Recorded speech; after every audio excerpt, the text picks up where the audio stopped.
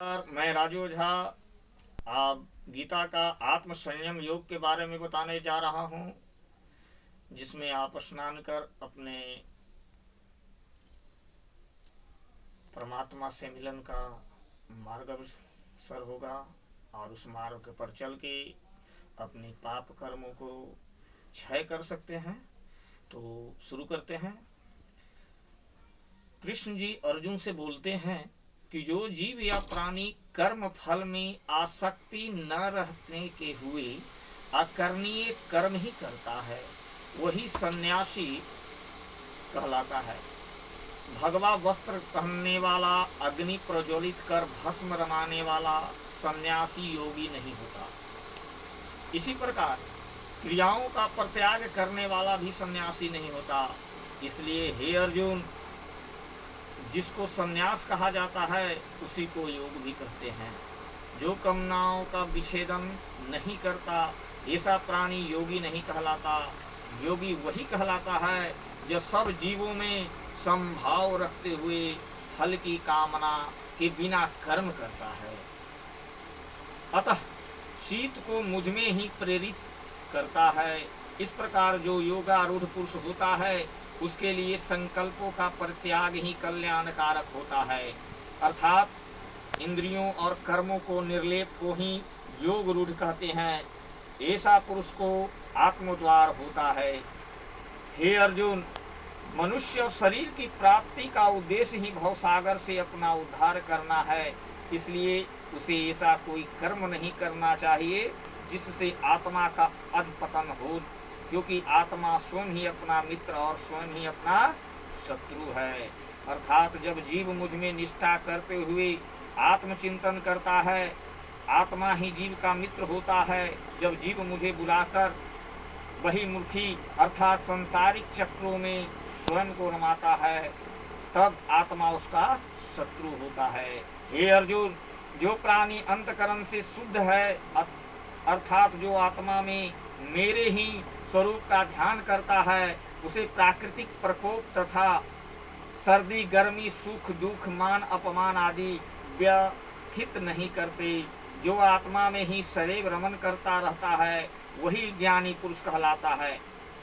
जिसने आत्म तृप्ति रूप अमृत का पान किया है, जो इंद्रिय संयमी है, जिसकी वृत्ति मुझ में ही रहता है, ऐसी योगी के लिए स्वर्ण मिट्टी मित्र शत्रु सभी समान होते हैं। वह कभी का हितैषी और पक्षपात रहित होता है। वही योगी पुरुष श्रेष्ठ होता है। वही परमात्मा सुख की प्राप्ति करता है। हे अर्जुन, एक योगछेद को योग साधना या क्रिया किस प्रकार करनी चाहिए वह सुनो। सर्वप्रथम भूभाग को पवित्र कर उस पर न अधिक ऊंचा और न अधिक नीचा आसन बिछाए। आसन पर सुख मुद्रा में बैठकर इंद्रियों का निग्रह करे और चित्त शुद्धि के लिए प्राणायाम पूर्वक योग किया करे। योग क्रिया करने के लिए शरीर को स्थिर और सीधा रखते हुए भूमध्य भौं मध्य का भाग चित्त को स्थिर करे, मुझ परमात्मा के अध्ययन करे। इस प्रकार जो पुरुष योग क्रिया करते हुए मुझ में रमता है वह परम आनंद को प्राप्त करता है। हे अर्जुन, उपरोक्त वर्णित योग क्रिया की सिद्धि प्रत्येक प्राणी को नहीं होती। इस योग सिद्धि के लिए पुरुष को न तो बहुभोगी होना चाहिए और न ही मित भोगी, न निद्रालु और न सदैव जागृत रहने वाला होना चाहिए। अर्थात जो संयमित जीवन व्यतीत करने वाला होता है उसे ही योग सिद्ध प्राप्त होता है। इस प्रकार पुरुष का नित्य अभ्यास द्वारा मन स्थिर हो जाता है। वही योग युक्त कहलाता है। ऐसे योगी का चित्त उसी प्रकार स्थित होता है जैसे वायु शून्य स्थल पर दीपक स्थिर होता है। अतः योग क्रिया सदैव एकांत में करने से ही स्थिर मन होकर पुरुष मुझ परमात्मा का दर्शन लाभ कर जिस आत्म सुख का आनंद प्राप्त करता है, वह आनंद इंद्रिय सुख से भी अधिक आनंददायक होता है। उस आनंद की प्राप्ति होने पर पुरुष उस आनंद से विमुख नहीं होना चाहता। उस आनंद के सक्षम उसे ऐतिहासिक सुख तुच्छ जान पड़ता है। अर्जुन से कहते हैं भगवान कृष्ण कि जो पुरुष इस तरह आत्मानंद में लीन रहता है, विकट सांसारिक दुखों में भी नहीं घबराता। हे धनंजय, आनंददायक योग विद्या का अवश्य ही और तत्परता से जानना चाहिए। हे अर्जुन, यह मन या चित्त चलायमान है, पल में एक स्थान पर रहता है, जो दूसरे ही पल कोसों दूर चला जाता है।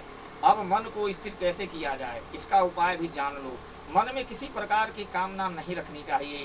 कामना या वासना के रहने से ही मन चलयामान होता है। अतः कामनाओं का परित्याग कर इंद्रियों का विग्रह करते हुए मन को मुझ परमात्मा में लगाने का स्थिर होता है। जिसका मन स्थिर नहीं होता, उस पुरुष को एकांत सेवन करते हुए मन को बार बार मुझ परमात्मा में लगाने का अभ्यास करना चाहिए।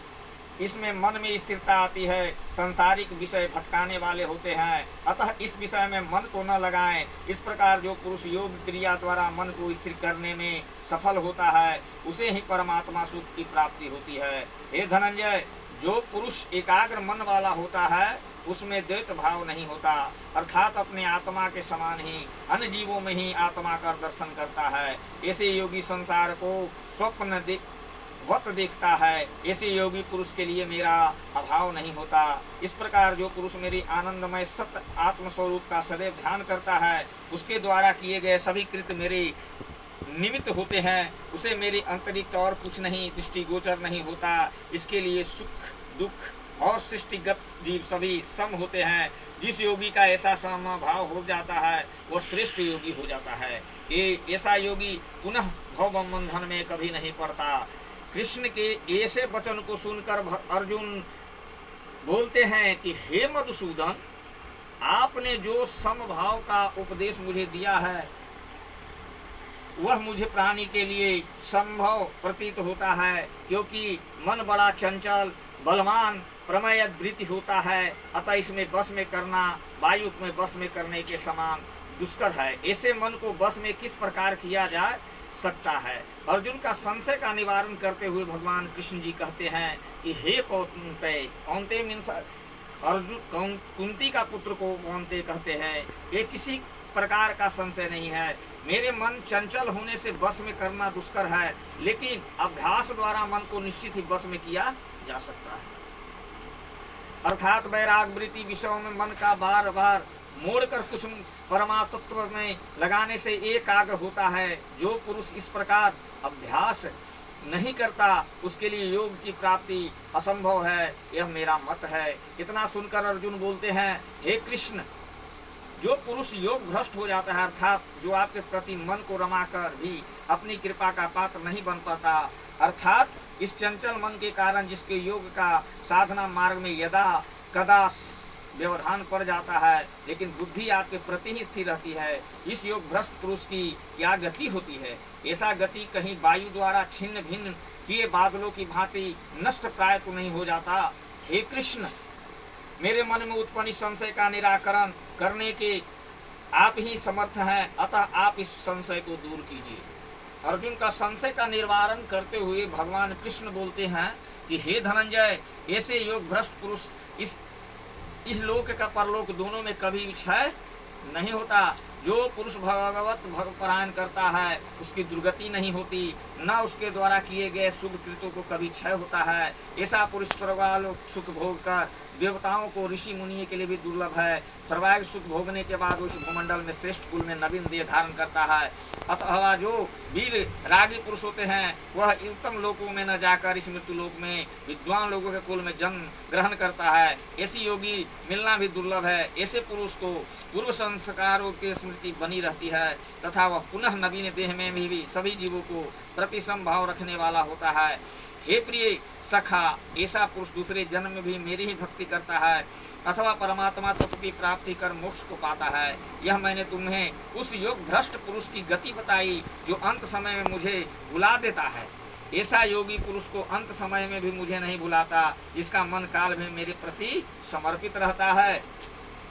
ऐसा पुरुष भी स्वर्गागी सुखों को भोग कर अगला जन्म बुद्धिमानों के घर में पाकर पुनः मेरी भक्ति का परम पद का प्राप्त होता है। इस प्रकार योग सिद्धि एक ही जन्म में प्राप्त नहीं होता, इसके लिए अनेक जन्म लेने पड़ते हैं। उन जन्मों को योग में मेरी स्मृति बनी रहने के कारण ही वह योगी मार्ग में विमुख नहीं होता। ऐसा पुरुष अंत मेरे परम धाम को प्राप्त करता है। हे कौन्तेय, तत्कर्ताओं शास्त्र और ज्ञताओं का फल प्राप्ति के लोभ में कर्म करने वाले योगी कहीं अधिक श्रेष्ठ होते हैं। हे अर्जुन, तुम भी योगी हो, सब योगियों में जो श्रद्धा पूर्वक योगी मुझ परमात्मा का निरंतर स्मरण करता है वही मुझ में और मुझे प्रिय है। तो आप लोग के सामने जिस प्रकार मैंने वर्णन किया, मुझे आशा है आप इसका भरपूर लाभ उठाएंगे और इस अध्याय का पाठ सुनने और करने से क्या लाभ होता है उसके बारे में भी बताता हूँ। जो आपके मन में भ्रम हो वो मिट जाए। भगवान कहते हैं कि अब छठे अध्याय को जो पाठ किया जाता है और सुना जाता है उससे क्या लाभ होता है, इसके श्रवण करने से क्या मुक्ति प्राप्ति होती है, संशय लोगों के मन में बना है। तो आप निसंदेश इसके बारे में एक पौराणिक कथा है, आप सुनिए। और प्राचीन काल में गोदावरी नदी तट के प्रतिष्ठा अनुसार पैठन्न नामक नगर में राजा सुरति राजा का शासन था। वो तपोनिष्ठ, धर्मी, न्यायप्रिय और राजप्रिय राजा नित्य ही यज्ञादि कर्म किया करता था, जिससे उसे राज और इंद्रदेव की कृपा बनी रहती थी। इस प्रभाव से उसका राज समृद्ध भी था। एक दिन ज्ञात सुरति अपने महल के छत पर टहल रहा था, तभी आकाश मार्ग में हंसों के रूप में समूह में वहां से निकलता है। हंसों के दो हंस तीव्र गति से जा रहे थे, शेष मंद गति मतलब धीरे धीरे चलते हुए पीछे छूट गए थे। पीछे वाले हंस ने कहा, अरे तुम लोग इतना तीव्र गति से जा रहे हो, क्या तुम्हें तपोनिष्ठ ज्ञात सुरति तनिक भी भय नहीं है? पीछे वाले हंस की बात सुनकर आगे वाले हंस बोले, इस राजा का तप इतना अधिक भारी नहीं है जितना रैकब मुनि का है। राजा ज्ञात सुरति ने जब रैकब मुनि का नाम सुना तो उसे आश्चर्य हुआ। उन्होंने नीचे उतरकर अपने सारथी को रैकब मुनि को अपने साथ ले जाने का आदेश दे दिया। राजा की आज्ञा पाकर सारथी उस अरण्य में गए जहाँ रैकब मुनि रहते थे। जब उनके समीप जाकर पहुंचा तो मुनि एक वृक्ष के नीचे बैठकर अंग को खुजला रहे थे। सारथी ने यदावत उन्हें प्रणाम किया और पूछा, हे मुनि श्रेष्ठ, आप इस वृक्ष के तले किस प्रयोजन से विराजित है? कृपा करके हमारे राजन ज्ञात सुरति को प्रसाद को चलकर पवित्र करे। यह सुनकर रैकब मुनि ने कहा, हे राजसेवक, हम स्वच्छ मंद वृत्ति के हैं, किसी से भी हमें कोई अभिलाषा नहीं है। मुनि के इन वचनों को सुनकर साथी राजा ज्ञात सुरति के पास पहुंचा और जैसा मुनि ने कहा था यथावत वैसा ही कहकर उन्होंने बताया। सारथी की बात को सुनकर राजा के मन में मुनि के प्रति श्रद्धा और भाव मर पड़ा। वह अश्वरथ में विभिन्न रत्न, वस्त्र, आहार तथा साथ में 1000 गौ लेकर मुनि की सेवा में अर्पित करने को चले गए। मुनि को दंडवत प्रणाम कर राजा ने कहा, हे मुनि, मैं आपके लिए तुच्छ भेंट लाया हूँ, आप इसे स्वीकार कर मुझे अनुग्रहित करें। मुनि इतने अधिक उपहारों को देखकर राजा राजशुद्धि पर क्रोधित हो गए और मुनि को क्रोध में देखकर राजा भयभीत से कांपने लगे और बोले, हे मुनि, भाव में निर्बुद्धि समझ नहीं पाया, आप मुझे क्षमा करें। बार बार मुनि के चरणों में गिर पड़ा। अंत में मुनि को दया आ गई और राजा से बोले, राजन, तुम्हारा मनोरथ क्या है, मुझे स्पष्ट कर कर सुनाओ। तब राजा ज्ञात सुरति ने कहा, हे मुनि, आपकी तेज राशि का रहस्य क्या है? मैं केवल इतना ही जानने का इच्छुक हूँ, क्योंकि आपकी यह तेज राशि देवताओं के लिए भी सहनीय नहीं है। तब मुनि रैकब ने बताया, हे राजन, मुझे यह तेज राशि श्रीमद् भागवत गीता के 6ठे अध्याय से नित्य पाठ से प्राप्त हुआ है। तेज राशि का रहस्य जानकर राजा ने मुनि को प्रणाम कर अपने राज की ओर प्रस्थान किया। मुनि भी स्वच्छंद रूप से विचरते हुए आरण्य में चले गए। इधर राजा नित्य 6ठे अध्याय का पाठ कर तेजस्वी हुआ। अंत में परम पद को प्राप्त किया। भगवान हरि बोलते हैं, हे प्रिय, श्रीमद् भागवत का 6ठे अध्याय का जो मनुष्य पाठ करता है या सुनता है वो विष्णु स्वरूप होकर विष्णु लोक में निश्चित ही जाता है। तो आप श्रीमद् भागवत का किसी भी अध्याय का पाठ करते हैं तो निसंदेह आपके लिए अमृत फल के बराबर है। मैंने संस्कृत में इसका उच्चारण न कर कर हिंदी में स्पष्ट सुनाया है ताकि कुछ लोग को स्पष्ट सुनाई दे, इनके मन में जो भी विचलता हो और जो न समझ पा रहे हो उनको स्पष्ट समझ में आए। तो नमस्कार, मैं राजू ओझा फिर अगले एपिसोड में फिर आपके लिए कुछ लेकर आऊँगा। नमस्कार। और हमारे कैमरामैन हर्षित ओझा के तरफ से ये शूट किया गया है। हर्षित ओझा को भी धन्यवाद।